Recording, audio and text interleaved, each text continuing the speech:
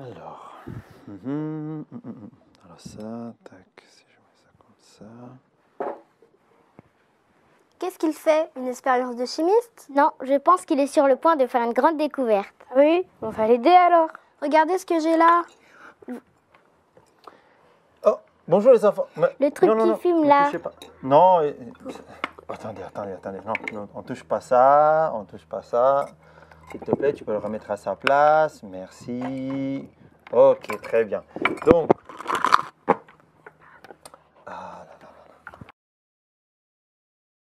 Attention, et si ça explose? non, il n'y a rien qui va exploser ici. Mais qu'est-ce que vous faites là, les enfants? On est quel jour aujourd'hui? Ah, mais oui, c'est moi qui vous ai invité pour lancer ma nouvelle émission. Monsieur G, c'est tout, on veut savoir. Mais oui, ça fait longtemps qu'on attendait. Et nous sommes prêts. On a tout plein de questions pour toi. On veut tout savoir. Tout savoir sur le royaume de Dieu. On veut comprendre les choses au sujet de la vie. Oui, car nous, les enfants de Dieu, on a beaucoup de questions et on aimerait que tu nous aides à y répondre. Oh là, les enfants, quel programme! Vous savez, moi aussi, je me pose des questions. Si je m'appelle Monsieur Je sais tout, c'est pas parce que je sais tout, mais c'est parce que par la grâce de Dieu, je prends le temps d'étudier les Écritures, je réfléchis et je médite sur le passage de la Bible. Et je m'efforce de les expliquer de manière simple pour aider les enfants à comprendre, pour comprendre les vérités de Dieu. Alors, vous êtes venus avec vos questions? Est-ce que vous avez vos questions? Vous les avez écrites sur vos carnets? Oui, on a tout noté dans nos carnets. Très bien. Alors, je vous invite à vous installer là. Venez. Et je vous donne des petits cadeaux. Voilà. Voilà. Et voilà. Avec un petit stylo. Merci. Et des lunettes.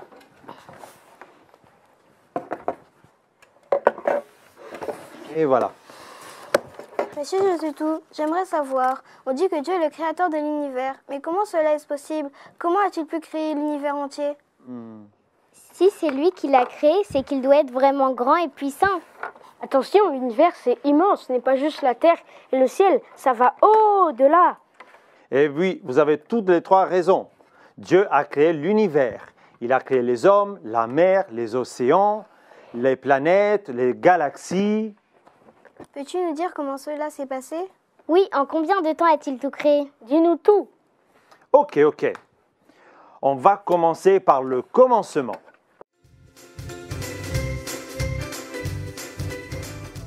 Dans le premier livre de la Bible, en Genèse chapitre 1, versets 1 à 3, on apprend que la terre est informe et vide.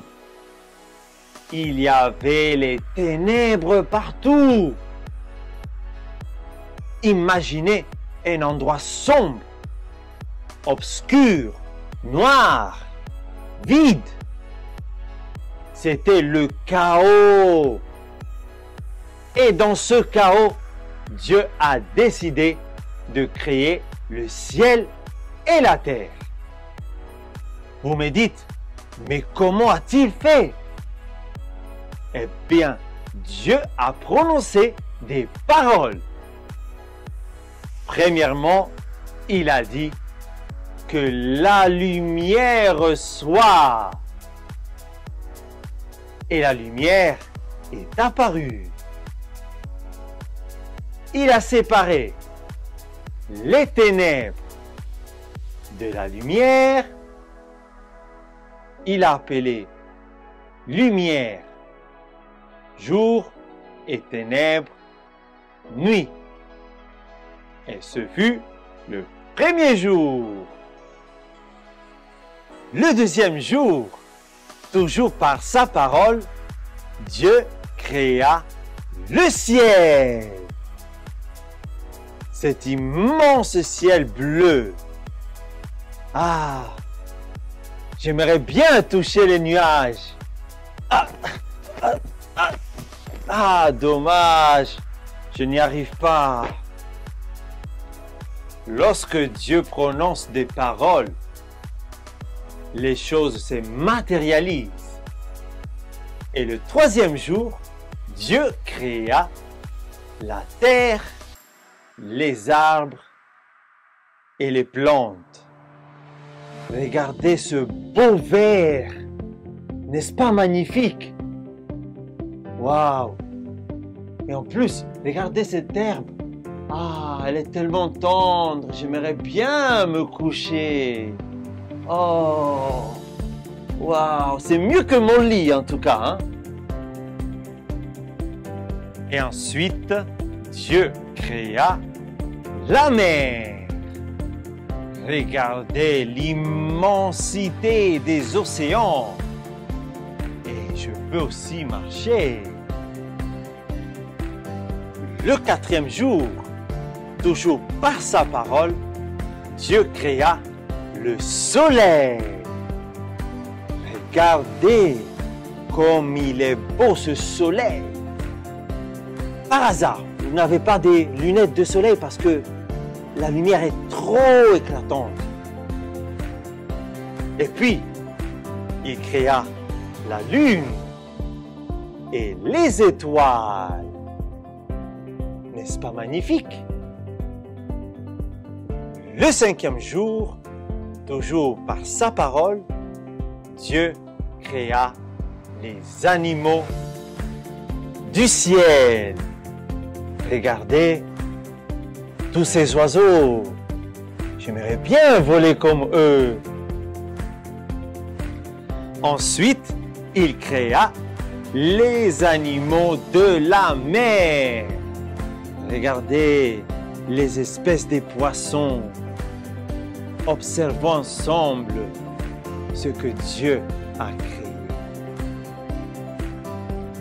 Le sixième jour, après le tour des animaux de la terre, regardez, nous avons ici l'espèce des guépards.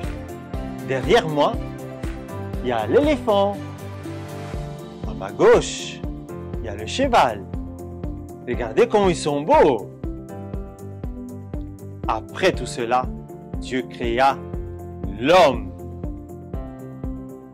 Et en le créant, Dieu a dit que c'était très bon. Vous voyez, tout ce que Dieu a créé, il a fait en 6 jours. N'est-ce pas si merveilleux et si grand? Toute la nature est la preuve de la grandeur de Dieu. Regardez autour de vous l'immensité des mers, la biodiversité. Tout est la preuve de l'existence de Dieu. Mais pourquoi quand Dieu créa l'homme, il trouva cela très bon alors que tout est magnifique dans sa création? Très bonne question. Dieu ne crée pas l'homme n'importe comment. Il crée l'homme à son image et à sa ressemblance. Vous vous rendez compte? Tel Dieu est, tel il a créé l'homme. Il souffle dans ses narines pour lui donner son esprit, sa vie. L'homme a une place très importante sur la terre. L'homme n'est pas n'importe qui. Ah oui, cette place importante, tu veux dire que l'homme est plus important que tout ce que Dieu a créé avant? Eh oui, c'est tout à fait ça. Dieu a choisi de confier une mission très importante à l'homme. Il l'a créé au-dessus de toute la création. Et vous savez, c'est le roi de la terre. Ah bon, le roi de la terre? Pourtant, l'homme n'est pas le plus grand, ni le plus robuste, ni le plus fort. Par rapport aux animaux, par exemple, le lion, l'ours. Attention, je vous parle de l'homme de la création, l'homme du commencement, l'homme que Dieu a créé en lui donnant une place importante. reprenons. Je disais que Dieu a créé Adam et Ève et il leur a donné une mission, une grande mission. En effet, il les a créés, il les a bénis et il a prononcé une parole sur leur vie. Dieu leur a dit, reproduisez-vous, devenez nombreux, remplissez la terre et soumettez-la. Dominez sur les poissons de la mer, sur les oiseaux du ciel et sur tout animal qui se déplace sur la terre. Cela veut dire que Dieu a un pouvoir supérieur à l'homme sur toutes les choses. Ce que Dieu fait dans le ciel, l'homme le fait sur la terre. C'est ça le plan de Dieu. Alors Adam, c'était Dieu sur terre? Oui, oui, tout à fait. Un verset de la Bible l'explique bien. Les cieux sont les cieux de l'Éternel, mais il a donné la terre aux hommes. Adam et Ève sont donc les premiers êtres humains? Oui, ils sont nos ancêtres. C'est les parents de l'être humain. Ce sont les parents de l'être humain. Ils ont peuplé petit à petit la terre. D'ailleurs, les enfants, moi-même j'ai une question pour vous. Savez-vous que signifie le nom Adam et Ève? Oui, Adam signifie père de l'humanité et Ève mère de l'humanité. Bien. Ah, ok, je comprends que Dieu est le créateur de l'univers. Il a créé, y compris les hommes, à qui il a donné une place de roi sur la terre. Oui, tout à fait, les enfants. Il faut bien le retenir.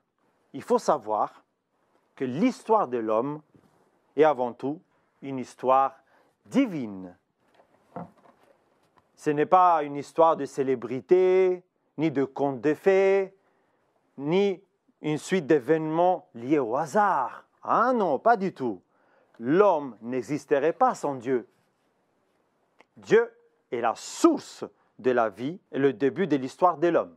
Et donc, toutes les questions que l'on se pose, on peut les poser à Dieu. J'ai une autre question pour vous, les enfants. Si je prends par exemple ces objets, cet objet-là, dites-moi, comment on fait pour le faire fonctionner? On l'utilise, c'est tout. Ah oui, mais là c'est technique. Si c'est un objet que tu découvres, ça ne risque de ne pas marcher. Ah oui, c'est vrai. Dans la boîte de l'objet, normalement, il y a une notice d'utilisation. Il suffit de lire les instructions. Ah, vous en savez des choses. Eh oui, pour chaque chose, le meilleur moyen de connaître son utilisation, c'est d'aller demander à son fabricant de lire la notice afin que nous puissions bien utiliser cet objet.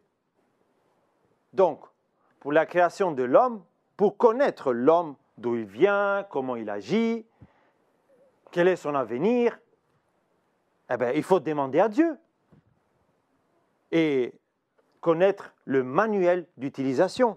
C'est quoi ce manuel? Bonne question.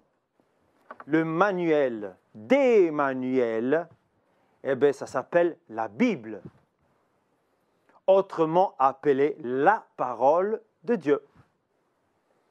Dans ce livre d'apparence ordinaire, se cache la connaissance, toute la science, tous les mystères de la vie, toutes les personnes et les réponses à nos questions, à vos questions, aux questions des J-Kids qui nous suivent de chez eux et aux questions de l'humanité tout entière. Waouh, c'est un trésor que tout le monde aurait le droit d'avoir alors.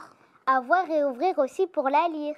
Ah oui, car si tu as un trésor que tu n'ouvres pas, que tu n'ouvres jamais, tu ne risques de ne pas profiter de quelque chose qui est pourtant à toi. Bien sûr. Je pense que vous avez donné la meilleure des conclusions.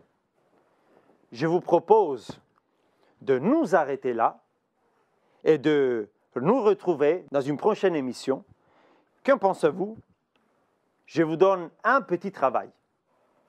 Pourquoi ne pas noter dans vos carnets toutes les questions que vous avez concernant la Bible? Ah oui, super. À bientôt, monsieur Je sais tout. À bientôt les enfants, à bientôt les J-Kids.